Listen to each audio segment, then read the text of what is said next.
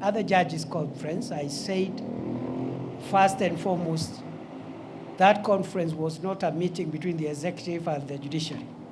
It was a conference for the court to introspect and reflect on how the judiciary has performed, especially the Supreme Court, in shaping the jurisprudence of our country and interpreting our constitution.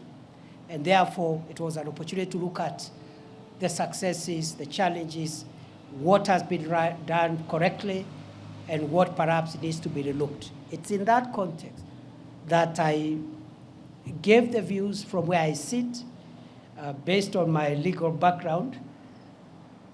I made the remark that I believe the Supreme Court of Kenya has done a fantastic job in interpreting the Constitution.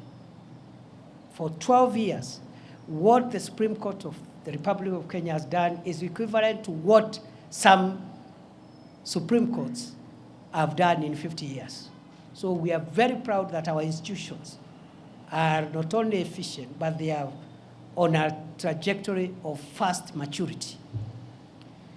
At that point, because it was a moment for introspection, I said, the jurisprudence that the court has given us about public interest is very refreshing and welcome.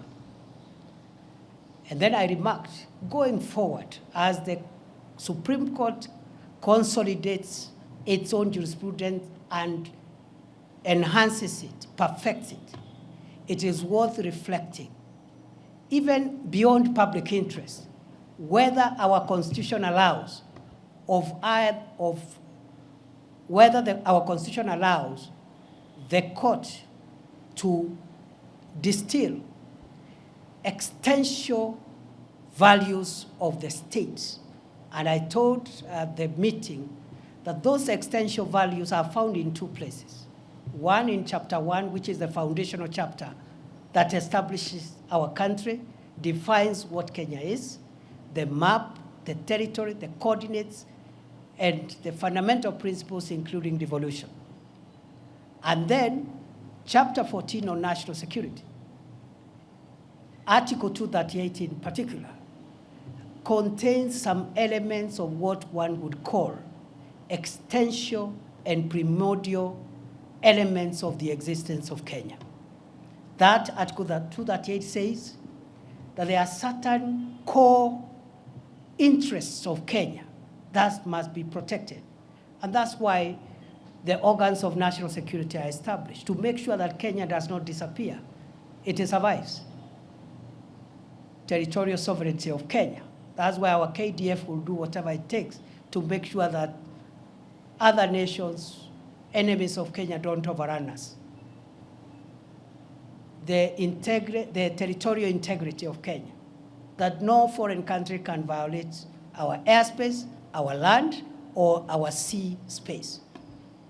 And then it goes on to discuss a few other existential, very, very critical foundational interests of the nation. And so what I was asking, I said maybe the courts needs to think whether we can have a hierarchy of national interests.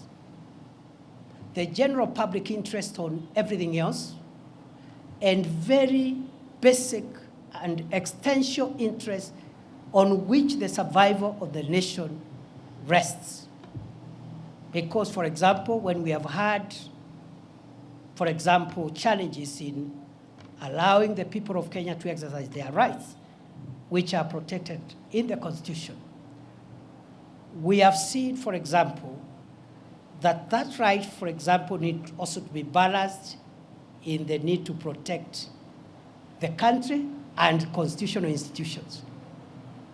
Because we saw an attempt to violate the Chief Justice's chambers by people who are expressing their rights, which is correct. But you see, if you destroy the emblems that makes the state to exist, burn down parliament, those are extreme measures. And all what I say, just to be brief, I was not prescribing. I was just asking the judges to provide leadership, as is their mandate in the Constitution, to tell us whether there is a hierarchy of interests. Because the other commercial issues, the public interest is easily discernible. But sometimes there could be a conflict between what is popular or what the public is saying and the existence of the state. And I provided evidence at Chapter 1 of the Constitution, which is the foundational principles, and Article 238 that tells our organs of national security to protect the borders of Kenya, to protect the existence of Kenya and its institutions. That balance the court should help us to interpret.